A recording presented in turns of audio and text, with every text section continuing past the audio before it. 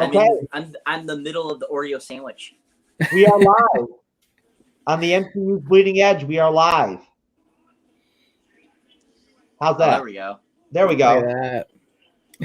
So you know who it is. We've got Perry Ramsey. We've got Cyberneticshark. And myself, Jeff Sloboda. We are back here, the MCU's Bleeding Edge. We are the show. So, that's it. We are the show. And we're back at it as usual, banging out an episode 5 of the Falcon and the Winter Soldier review. And I can't wait to get into it because Perry, I know you probably have a lot to say about episode 5. I do. I think I do. I honestly, although the second half of the episode was slow in a sense, I enjoyed that slowness more than previous episodes' slowness, for the reason that it actually felt like character development rather than kind of like confusion. But at the same time, I wish this kind of slowness happened like 2 episodes ago. Like this kind of moment happened 2 episodes ago. Me too. But that's, and if episode 6 closes out like I'm hoping it does, then it could not matter. But yeah, we'll get into that more. I mean, you tell me, Cyber. Are we going to celebrate this series at the end of 6 episodes? Or are we going to what's your take? How do you feel about the whole show as a whole? I mean, honestly, with what they've put out there for, the 5 episodes that they've done, consider we haven't seen 6 yet. I mean, there's so much information still that we don't know. There's so much information still to go over about these characters and kind of where they're actually going to head. I mean, a good example is, the warriors from Wakanda, when they're trying to come over and get Zemo. I feel that in its sense there, they could have done several episodes just about them to really, kind of flush out their story, because we really don't know much about them except for all of a sudden, hey, we're after Zemo because he killed, King T'Challa. So the Mirage. Yeah. So, the Mirage themselves, they could have been several episodes if they decided to make the season longer. I mean, so in a whole, it's decent. And I feel that they cover, a good minimum of the source material. But I feel like they could definitely go way further. They could have done, I think, 10, even 11 episodes. And I feel that would have been a little better length of a season. And so really, if you think about it, a second season would be very good to their advantage to really kind of finish off enveloping all those characters that they kind of, summon. Especially, you're going to put in a brand new character into the 5th episode that we don't know about. We just know very little about her. And you're going to end the show the next episode. So to me, that just seemed kind of dumb on Marvel's part there, because usually they're very calculated with that kind of stuff. So I was really surprised they decided to do that, unless they were going to do a second season. So in a whole, I would say decent, but it could be better. Okay, well, right now, I mean, I got to be honest with you. We'll have to see what happens with episode 6. But right now, at this point, I feel like WandaVision was a better show than The Falcon and the Winter Soldier was. Yeah. Okay. Yeah. I do. I agree with that. Yeah. Show. I was more excited to watch the episodes every week and everything during that run than I am now. Yeah. Do you think that is because in a whole, WandaVision was a completely well-concealed story? Do you think that's the reason why, probably? Yes, very well conceived. Yes, without question. It was different, something very different. And it just caught my eye. There was something about WandaVision that just really caught my eye and kept me interested. You never knew where the story was going. Mm-hmm. Yeah, and it also felt like something happened at the end of every episode where Falcon the Winter Soldier doesn't necessarily feel like something happens, There's not much of a payoff. Right. I'm Falcon the Winter Soldier. And, I mean, of course, we'll have to see in episode 6, what Falcon's new Captain America costume looks like, but I want to bring it up now right off the bat, the evolution of John Walker through the episode. Perry, what do you think, man? What are your thoughts on like how they started off the episode with John Walker and then throughout the rest of the show? So I think I think overall this has been his storyline has been one of the better ones for the series, and his start at the first start of the episode where they're fighting for the shield, and you see him like before the fight, he walks into the warehouse. He's like running away from the situation because he knows what's going on. Like he knows what he just did, but at the same time, you can tell his disconnect from what actually happened versus like his perception of it. Like he believes that he killed the person that killed Battlestar. Like he believes that, or he doesn't. It's kind of like that's the story that he's going with. Like that's what he's sticking to. So he's either in full understanding of what he did and understanding that, and just playing that card so that he has some sort of like morality to hold on to for himself, because his character is super in depth with those kind of things. Like I just feel like they are doing too much without his storyline. Like if it was him versus Falcon and the Winter Soldier, I think the series would have felt a little more kind of coherent in the way that it wanted to tell a story, because we were saying this, Jeff, we were talking about this when we did the podcast, where we were talking about how it felt like they're pulling out a bunch of threads, and we just didn't know where it was going, and we didn't know what to follow or pay attention to, or like it just felt like they were setting all these things up, but nothing has really happened with anything except for Zemo. He's getting put towards the raft. But I feel like if that was the end of his story for the series, like it's, I don't believe it.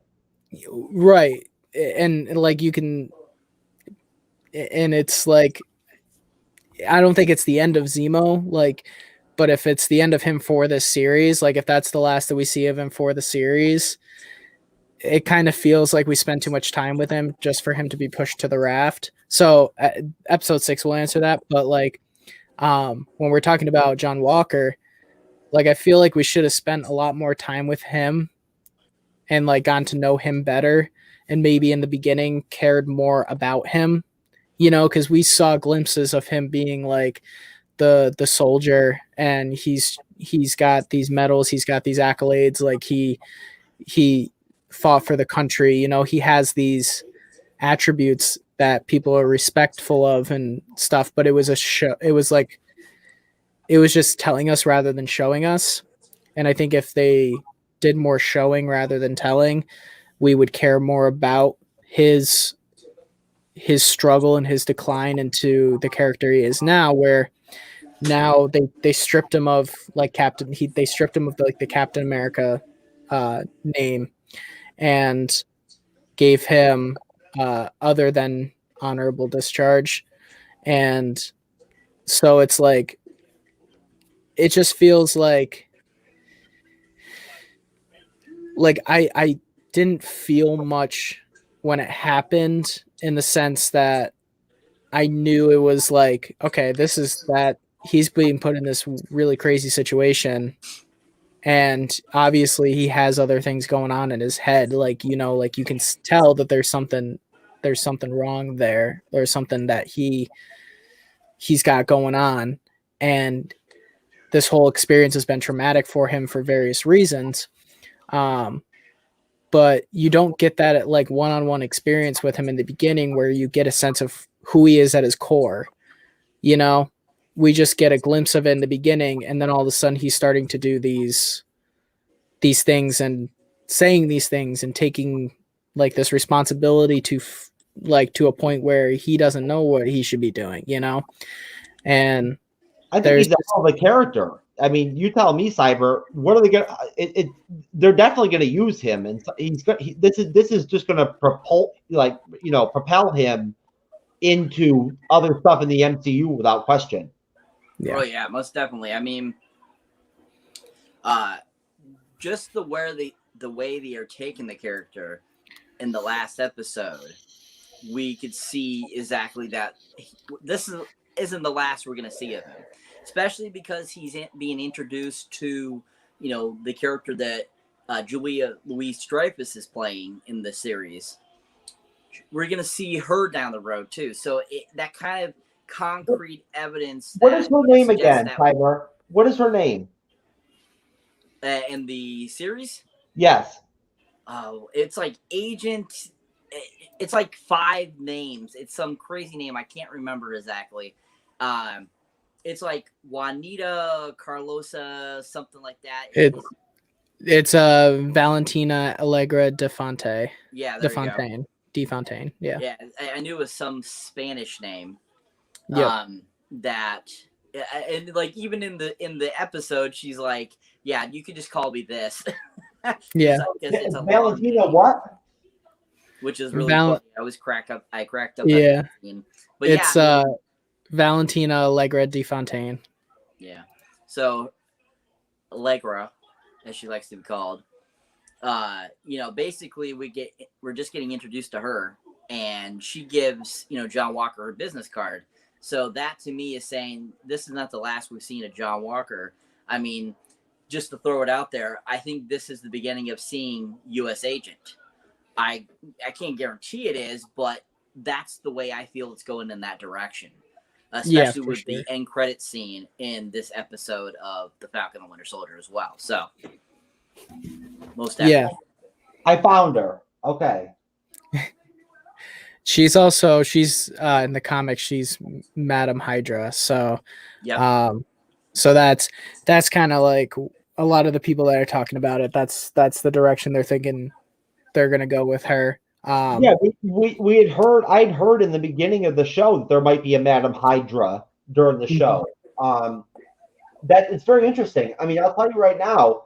What I thought was really interesting.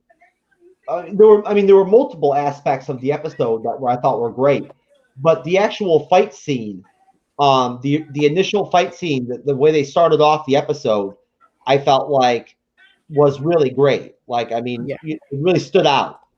Yeah, especially that just watching them all use their abilities, and the choreograph, like the fight scene was so well choreographed, and the way that people used like their abilities, like you saw like Falcon use his wings to like sweep the leg Johnny, and like trip up John Walker and stuff like that, like you just that was really well done. And then like the arm break at the end was just like, that was just like brutal.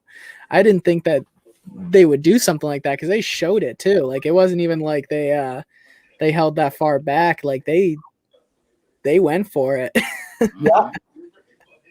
I was like, oh shit. Yeah. Falcon used his own power, like he powered it up or whatever, and they broke his arm to take the shield. It's like, oh my god. I loved it when Bucky said, "Yeah, we want to," when U.S. Agent, when John Walker said, "You guys don't want to do this," and Bucky was like, "Yes, we do." Yeah, that's awesome. Yeah, and you just get like, it's that classic, like it's just that action line, that action movie line that's just great. Like it's the "I'm getting too old for this shit" kind of line that like it's just great, because it's just like that one liner that's like, "You guys don't want to do this," and it's like, yeah, we do. And it's just great. I love it. Most definitely. What do you think, Cyber? What was your take on the whole fight scene? Did you have anything stand out to you personally, or? Well, the one thing I noticed from that first fight sequences was, I feel throughout the whole series, like even going back to the Flag Smasher scene when they're on top of the trucks, they make it where John Walker seems to be so much more powerful than both of them combined. And like they're like and throughout the battle sequence, like they're like getting their butts kicked and stuff like that. And I just kind of crack up at that because I'm like, okay, so you got a seasoned veterans versus, you know, a somewhat seasoned guy, but he's just getting used to his powers because he just got them. And, you know, Bucky has been around the block as the Winter Soldier for many, many years. So it's like to see him kind of like battling with John Walker in this fight sequence, I was kind of like bamboozled by why they had him like he wasn't as good as he was. And I just didn't care for that much. But other than that, I mean, the sequence, like Perry was saying, yes, very well choreographed, very well done. That arm breaking part was really intense and fun. I enjoyed it. I thought it was awesome. I thought it was a great addition to add to the scene, just to kind of give a little bit of I feel like a moral stand, like saying, hey, you know, you're going to do this stupid stuff. We're going to do this to you, you know? And I feel that's, you know, they're trying to take these in the direction of a little bit more mature audience too. So I like that aspect too. But yeah, altogether, the fight sequence was really awesome. But I just, like I said, I just didn't care for, like, they made it seem like, you know, Falcon and Bucky weren't as hardcore as they were in the previous films they've been in. And I didn't care for that. I think that's a good point, Cyber. I really do. I think that it's really great to see.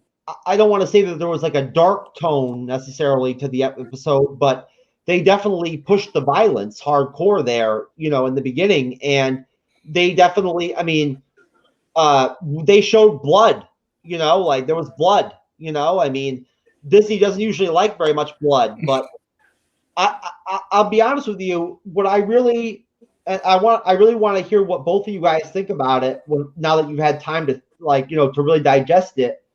The racial tones that they threw into the episode, I felt like they did a good job of making it fair. That's how I felt. That's how I felt, and that's coming from me being a conservative. I mean, I've got a Trump hat on, you know. Like, I mean, I felt like it was fair how they played things out with the race card. What did you guys think? Yeah, I think it was really like powerful in the way that they discussed it, because you have two different perspectives, you know. Like with the conversation with Isaiah Bradley, you can tell like shit was done to that guy and he can't forgive it, you know, like, and understandably so, like, you know, like you have that aspect of it where you're like they tortured him, they experimented on him, like they kept him locked up for years, and like anybody put in that situation, you can't, it's hard to move past and forgive that, you know. And then you have like Sam, who is not just starting to see, but he is just more recently like getting that treatment from the government, you know, like he is just starting to get that, but his optimism and his hope is what changes his own mind, you know. A different side to the equation, right? You've got the Isaiah Bradley part where he's really down on the U.S. government. He's really down, like he's saying racism is like a horrible problem and like it's never ending. And then you got Falcon and you got Sam, and he's a ray of hope to me. Like, you know, like he sees that things can be better. Yeah, and like, yeah, and he's the symbol of hope in that sense, where it's he understands where, like, Isaiah Bradley says that something about where the shield doesn't, like, nobody respecting themselves should be wearing that shield, whereas Sam sees it as an opportunity to prove something, you know, like he thinks it's honor to hold that shield. Yeah, and he knows that it could mean something different in the same powerful way.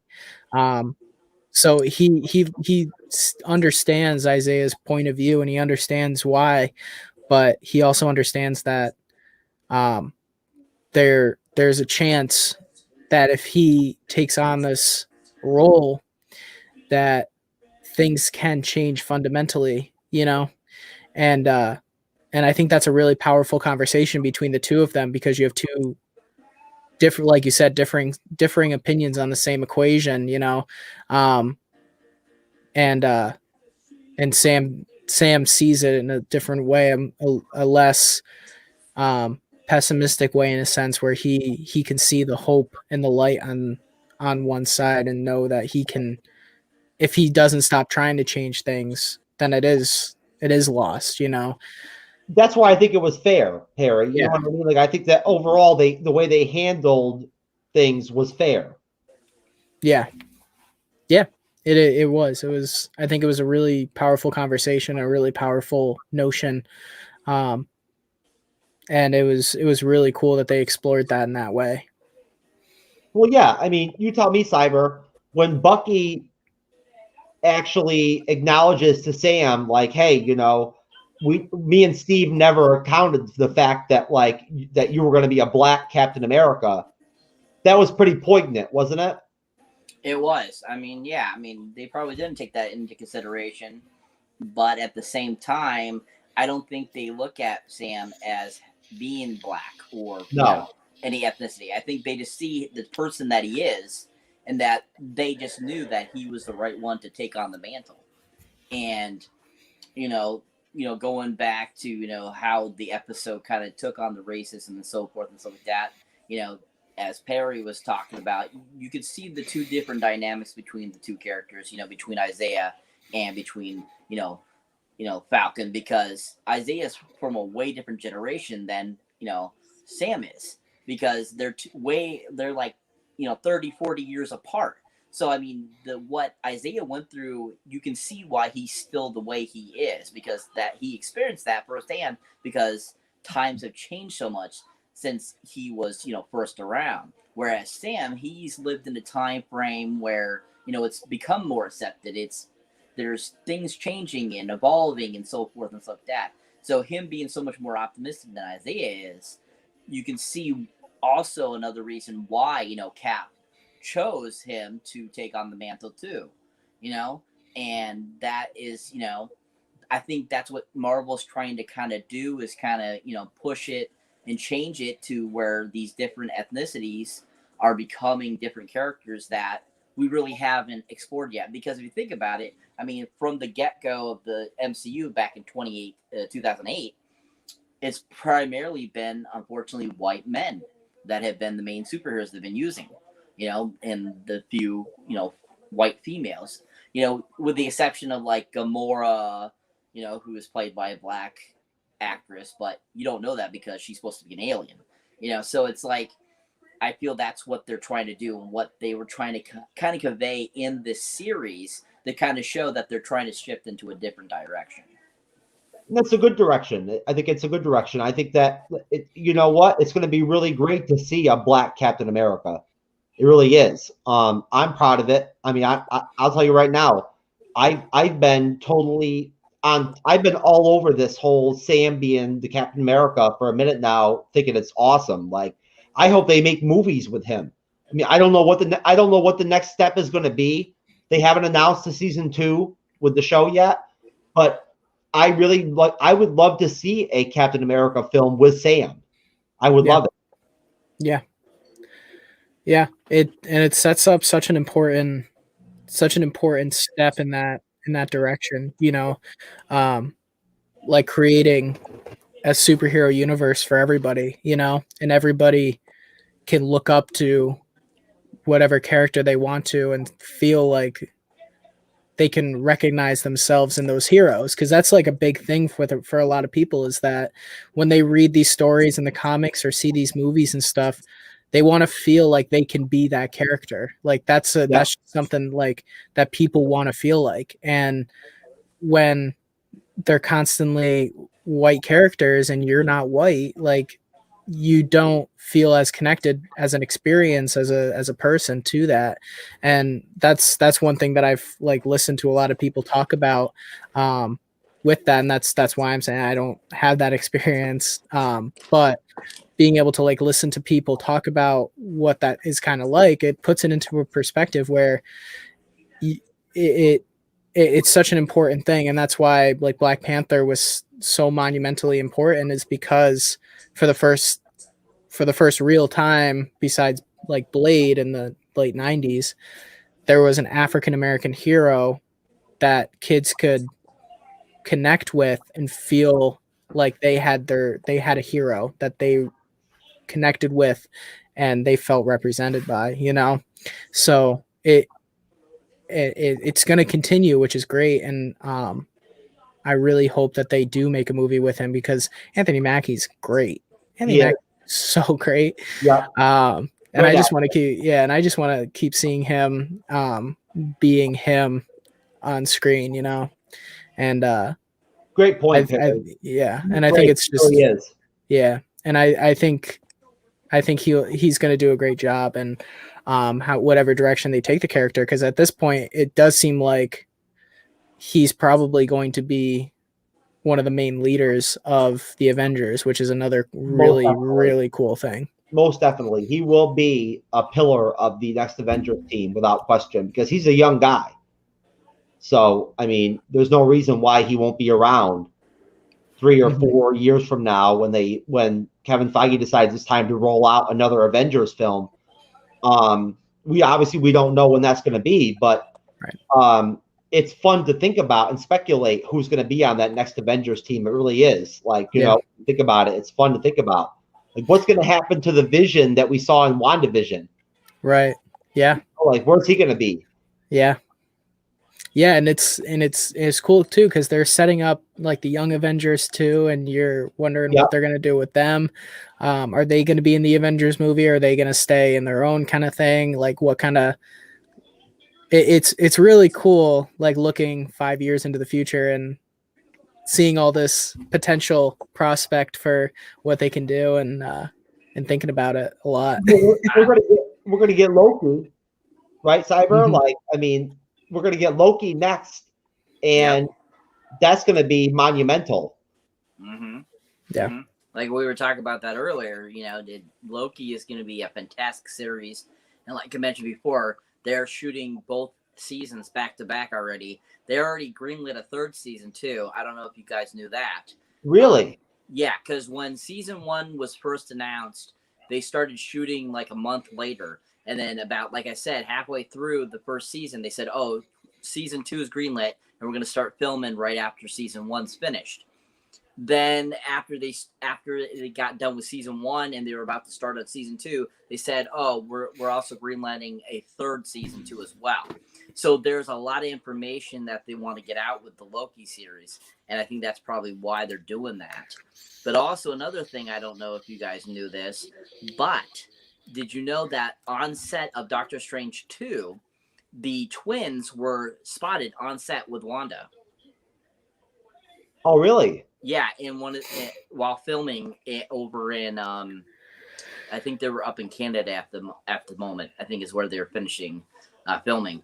But yeah, they were on set filming a scene with Wanda and Doctor Strange. Oh, sweet. Yep. So your Young Avengers talk, that could be a possibility now. Or, add 2 more. You know, or it also could just be kind of a continuation of like finishing off what WandaVision didn't really finish about the twins, except for them disappearing after Wanda decided to not keep that town under lockdown. Yeah. That could be it. But I thought that was an interesting factoid that they were spotted on set. Those same 2 kids that we saw on WandaVision were filming a scene. So I thought, we're going to see the twins again. Yeah. It's only a matter of time. They're going to do the Young Avengers. They are. There's no question they're going to do it. So, I mean, it's going to happen. I don't know how I feel about it at this point. I mean, I'm going to watch, you know, whatever they do. I'm going to watch it. I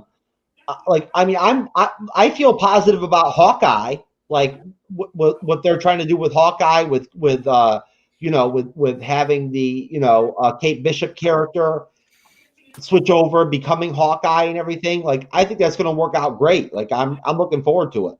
Yeah. Yeah, and then you have like Miss Marvel coming out in the Yeah. late summer, early fall, I believe. What if? And that is gonna be really cool because she has really interesting like weird powers, He and does that'll have be interesting powers. yeah. So What that'll about be cool What to If? see him. How many episodes is What If? 11. That's all. That's all it is 11 episodes. Yeah, I think that's what it said. But that's essentially 11 weeks.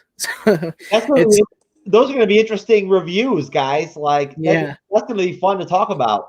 yeah. Yeah. Yeah, because we've seen a few different things like the zombie Captain America and stuff like that. It's gonna be interesting. I'm excited to see those. I am too. Seeing Peggy Carter as Captain America too. Yeah, Peggy Yeah. Carter, Awesome. yeah, Captain Britain. Awesome. Yeah. as Captain Britain. Yeah. Yeah. Yep. So do we think at this point that Sharon Carter is the power broker after she got Batroc the Leaper out of jail and sent him over to the Flag Smashers? No, No. I don't think she's a power broker. No. No, they keep referring to the Power Broker as a him throughout the whole the whole series, and so I feel if Sharon Carter was even, if they don't really know her identity, I still think they would have referred to her as a her, if she really was the Power Broker. Yes. So I definitely think that it's gonna be some guy that's gonna be the Power Broker. I'm gonna take the opposite. just to play devil's advocate, I'm gonna say that's a Hollywood sleight of hand. She didn't really get much of a role out of the series, Sharon Carter. I mean, they featured her in episode 3, and that was it. I mean, that was pretty much it with her. Like, and she was great. I mean, she was great, beating up all those guys when they went to go see the former Hydra doctor and everything and whatnot for the super soldier serum. Yeah. I mean, she was beating up dudes left and right. Yeah, but she also could have been there to make sure that she got the serum back as the power broker. Possible, you never know. Also, there's a possibility it could be Bucky's friend. That's the power broker that was shown in the first episode with him and gets beat up by the Flag Smasher. He possibly could be the power broker too. I mean, if you're going to go that direction, Perry, with Sharon Carter, it could be the same deal with him because same thing. He's featured a few times throughout the episodes like Sharon Carter is, and he's been in certain situations where he could be looking for his serum too.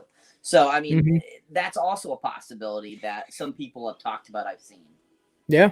Yeah. And it's like at this point, it could literally be anybody. But I think it's fun to test out those waters because it does seem a little suspect that she's now like she's just digging herself a bigger hole. Like after telling like the Falcon just get my get my name cleared or whatever. And then she goes and gets Batroc the Leaper out of jail and sends him to help with the Flag Smashers. Yeah. Or she's got a different game to play, which is totally another possibility. It's an interesting dynamic right now that obviously I don't know if it'll answer them at the end of the season. If they are planning a different season or the next season or in a movie or something. But her character is especially interesting in that regard where we have no idea what her game is, No, without question. I mean, what I really thought was really a really positive aspect of the episode for me was the evolution of Bucky and Sam's relationship together. That was really poignant to me that they really, have become friends now in a way. Yeah. And I felt like without question, the scene with Isaiah Bradley was like a very interesting scene. It was very important without question. But I felt like seeing Bucky come help out with like the fixing the boat and everything and whatnot was really positive. It really made me feel very positive about the episode. Her like him like flirting with Sam's sister, like Yeah. it was good. Like, Yeah. I enjoyed that part of the episode. Yeah, you finally felt like they were friends, like it was finally to that moment that we were like waiting for them to kind of find that like connection, and become bros, bros drinking, bros fixing a boat, bros drinking brewskis, like they're finally doing it, so it's a cool, it was a cool moment. That's, even though it like didn't really do much in terms of pushing the overall narrative, it was a great like character moment for them, to like you said, become friends and like have that dynamic, Yeah. I mean, you tell me, Cyber, did you enjoy the evolution of the relationship of Bucky and Sam? I did. I mean, they did a really great job with it. I thought the evolution was very cohesive, on a very clear path from the start to the end, and I think that we would have that kind of dynamic, especially since when we first saw them together in Civil War, we get that dynamic was already starting in the car in that scene where he's asking him to push the seat up, and you could see where that was going to go. And the most poignant scene I feel in this episode 5, is when Bucky finally breaks down and tells Sam, I'm sorry that we didn't think this through when we decided we were going to make you Captain America, because me and Steve had already talked about this, and that's why it gave us kind of closure on the Endgame scene where where Bucky really didn't say anything. He just said, "Go Sam, go see Steve," and kind of explaining to why he felt so bad, why he was so angry about him giving up the shield and stuff like that, and kind of finally getting that out and getting his feelings out.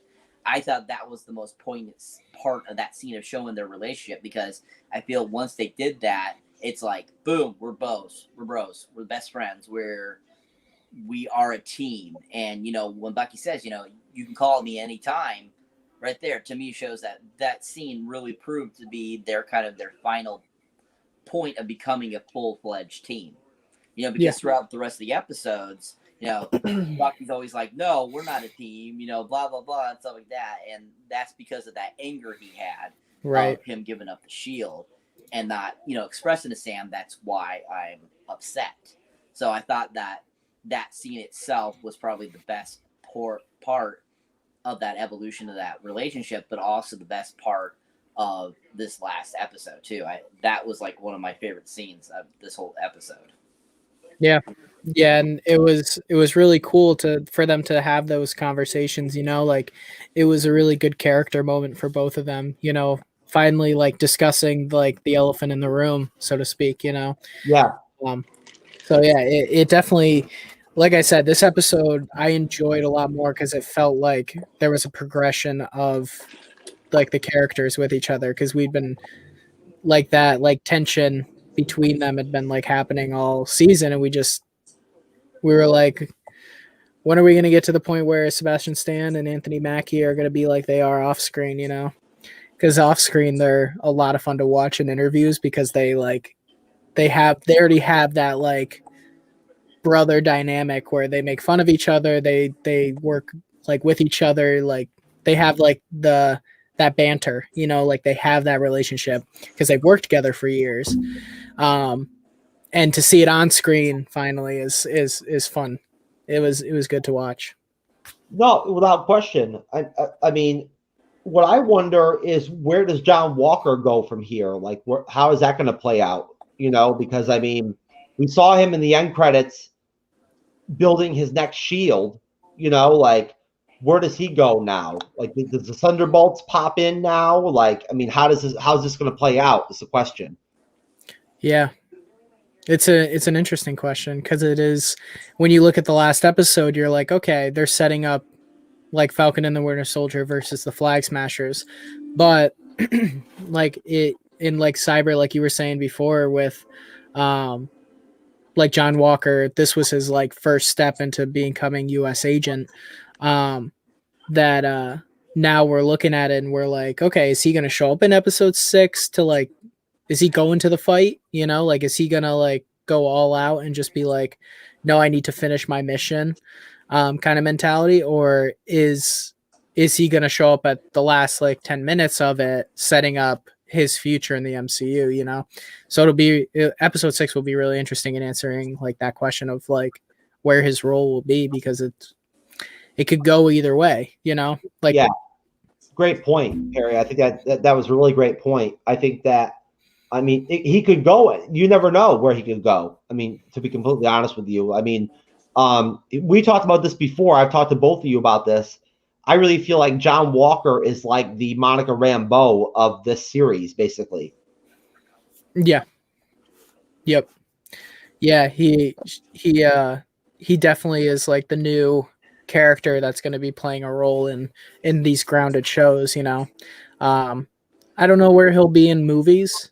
I don't know if he'll play that much of a role in the movies, unless it is like a Falcon and Winter Soldier movie or another like Black Widow movie, being like a part of that. But it is interesting to interesting to see where he'll be, you know, because he's going to be U.S. agent, so it's like now he's going to be a character in the MCU that fights against these heroes, you know, like he can't just disappear, you know, they're setting up too much for him to just not show up in things. So, oh yeah, he definitely has a career ahead of him in the MCU without question. Yeah. What do you think, Cyber? Yeah, I mean, like I was saying before, that end credit scene I feel is kind of like setting him up to become the next character he's going to be basically become, which could be leading to him becoming U.S. agent, which we hands down know that he's going to become U.S. agent at some point. We just don't know when exactly. But at the same time, this could be the precursor to him becoming officially that character.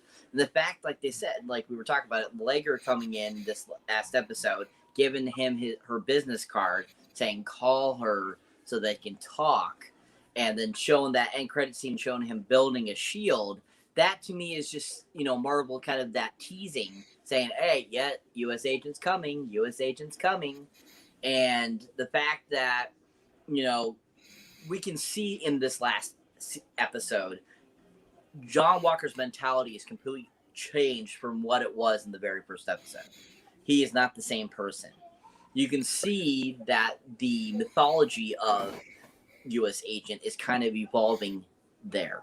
And you can see that definitely in this last episode, just with how he was reacting to everything and how he even was reacting to when he was talking to Allegra. You can just see the wheels turning, that he is no longer this John Walker Captain America. He is something else.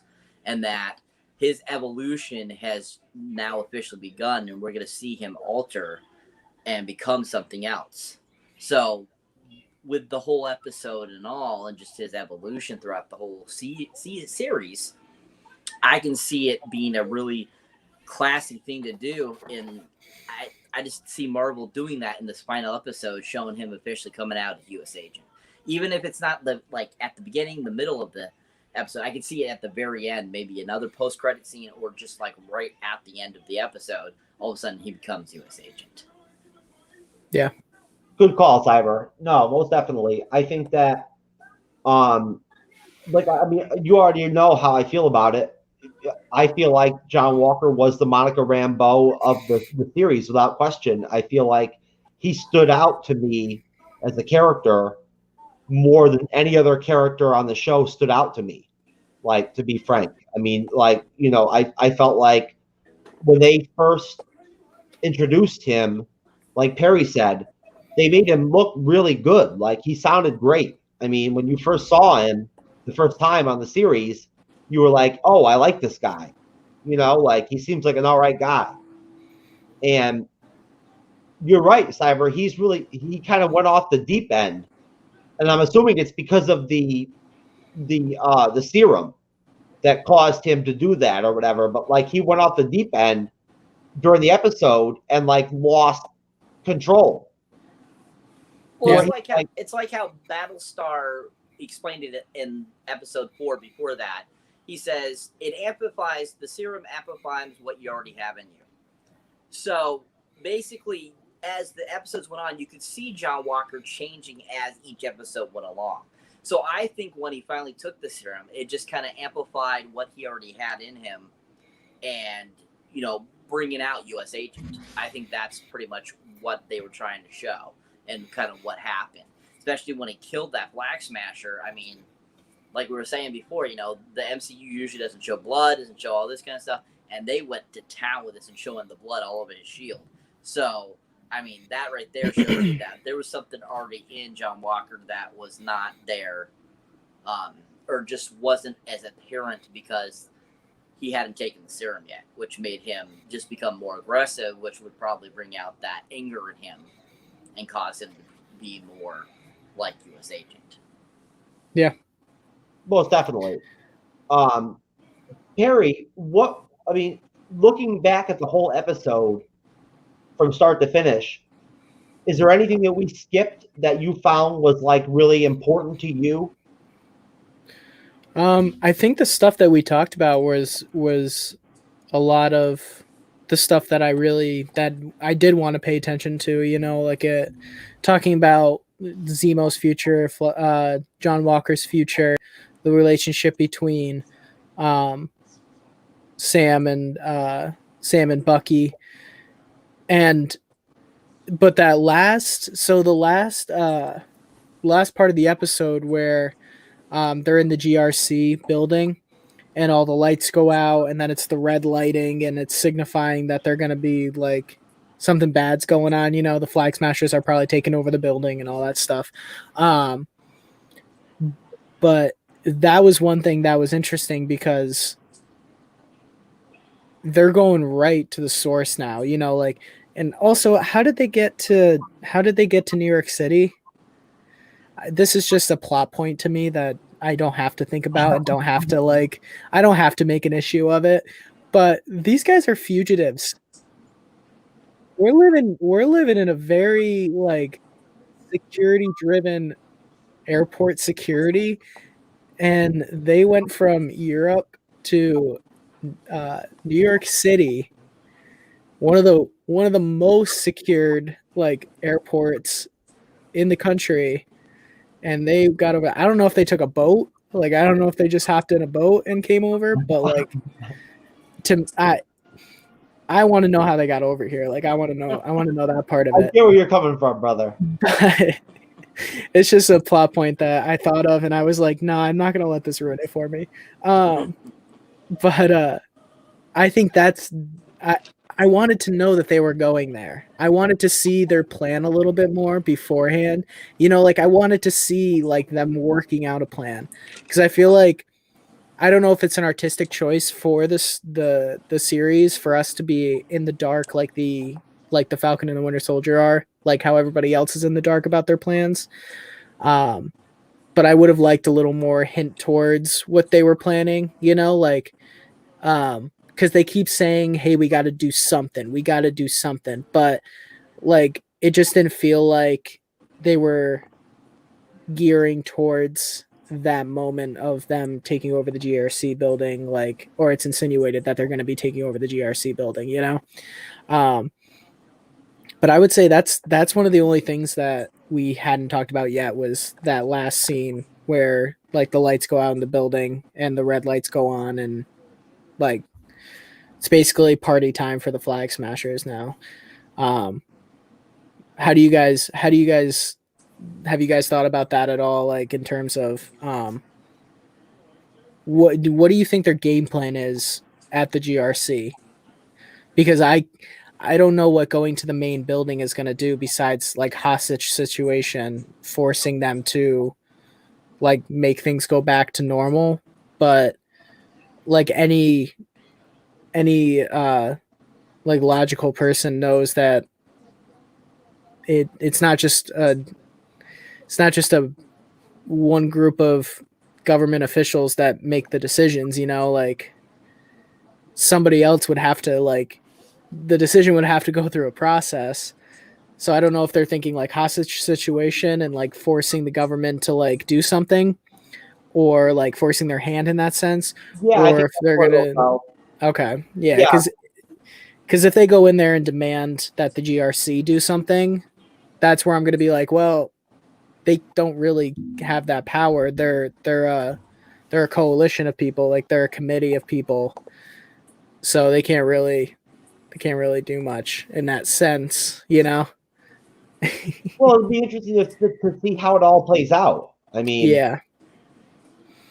Yeah, I'm interested. I'm excited because I hope that this become like the last battle hoorah that's inevitably going to happen is really interesting and really cool to watch, which I'm sure it will be. You know, they hardly ever miss when it comes to action sequences in Marvel, so I'm excited to see it, but I wanted to know more about their plan or their kind of their thought process, you know, be able to anticipate what they're doing, you know? Like it's just that like writing detail where they mention that something is at the GRC that they can use against the GRC to further their cause rather than just say, "Oh, we got to take on the GRC." Well, it's like you're just taking on a committee of people. Like they don't control everything. They just are a committee of people that choose a decision and then it passes through, you know. they're trying to create divisiveness on the show and like get people to like back Carly. You know what I mean? Right. Like that's the whole point of it. Yeah. Yeah, it's just I think the Flag Smashers and we talked about this a few episodes ago, where they had to do some rewriting and some re-editing because there were some other things going on with like a virus and all that stuff in the show, and obviously they didn't want to do that. So I don't know if that aspect played a stronger role in the Flag Smashers plan. You know, like I'm not sure if that aspect of it would have made them more compelling. But right now they're probably out of all like the main characters in the story so far, they're the least compelling to me. Just because I feel like we haven't gotten much good or bad from them, you know? Like we've gotten like, hey, like they help people in these refugee facilities, and it's like, okay, but like, okay, that's one thing. And then the next time they're blowing up a building, and it's like, okay, well, like you're throwing moral ambiguity at us, but you're not making us like or hate them. And it's like, do you want us to? Because as soon as somebody does something good, if they do something bad, then we, as an audience, we automatically know they're the villain, right? So why even take the time to make them do good things when they're going to be doing bad things narratively? Because people are just going to not like them when they blow up the building and kill people. And it's that argument of ends justify the means, but it's not so much like they're taking out bad people. They're killing civilians. No, they're killing innocent people. Yeah, like they're letting people become like in the crossfire, and that moral ambiguity doesn't work if there's no lines. You know, like if they had a set of like if they said, yeah, we're killing people, but we're killing people who are responsible for these things, that's one thing. Like that's where an audience would have that moral ambiguity where it's like, okay, they're killing people that are doing bad things to these refugees or not taking them seriously, and we're taking care of those refugees. And that's where you're like, okay, like this is going to be tough because this is a moral gray area of they're killing bad people, which like whatever your views on like capital punishment in that sense, like being the judge, jury, executioner is. But when civilians start getting hit in the crossfire, that's where people are like, no, like they don't have any boundaries. They're just using quote unquote goodwill as a wall for their bad things, and that doesn't make them good. That doesn't make them morally good. That just makes them using a facade, and that's where they're not as compelling as like characters for me, and I wish that they were. If this battle ends up being like the big battle, I wish that there was more. They were more compelling as villains, quote unquote, or I get where you're coming from. I do. yeah. But I think that's my biggest gripe with the series as a whole. Even though I'm still enjoying it, and it's not ruining it for me, but I definitely think that they could have been done a little more creatively rather than trying to force an idea at us, because that's what it just feels forced rather than committing to one or the other.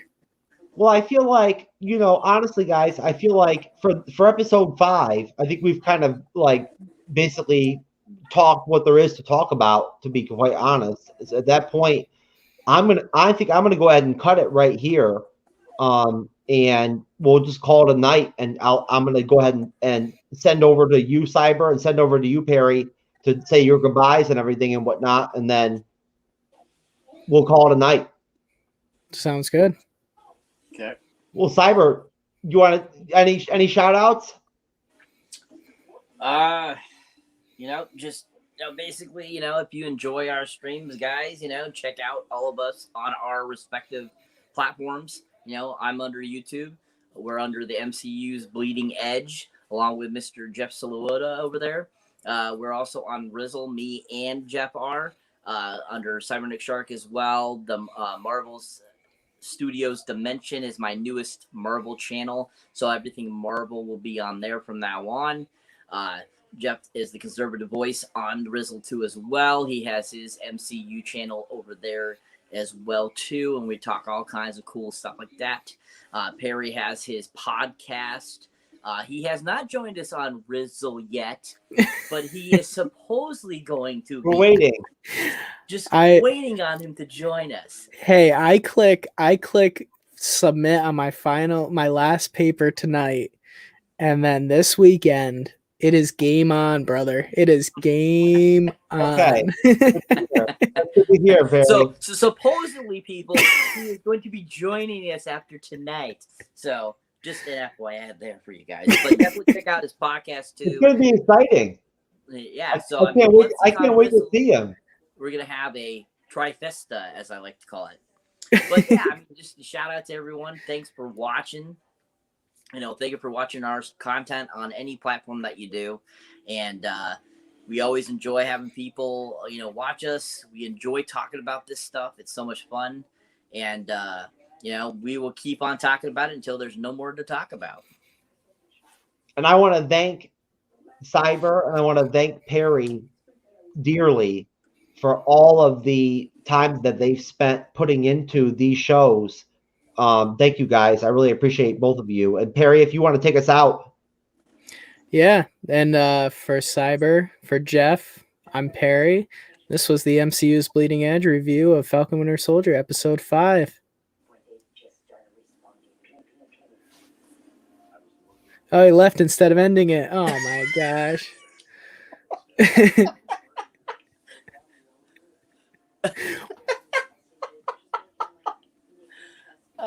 Jeff. Come Jeff. back, Jeff. That's all right. I think if we leave too, it'll end. So yeah. But this is great for anybody that would stick around towards the end. But yep. All right, Cyber. I will. Scene. Yeah, it's the post-credit scene. Yeah, right, Barry. See ya. See ya. I'm the only one left. So, people, I don't know what happened to Jeff. You just saw what Perry did. Thank you for watching. If you're enjoying this, thank you very much for watching. And we'll have more content for you next Wednesday, people. So stay tuned. If you are watching now, we will be on again, 9:05 next Wednesday. We talk about episode 6, all that kind of good stuff. It's gonna be awesome. It's enjoyable, and it's gonna be a blast. So thank you for watching, and we'll see you next time.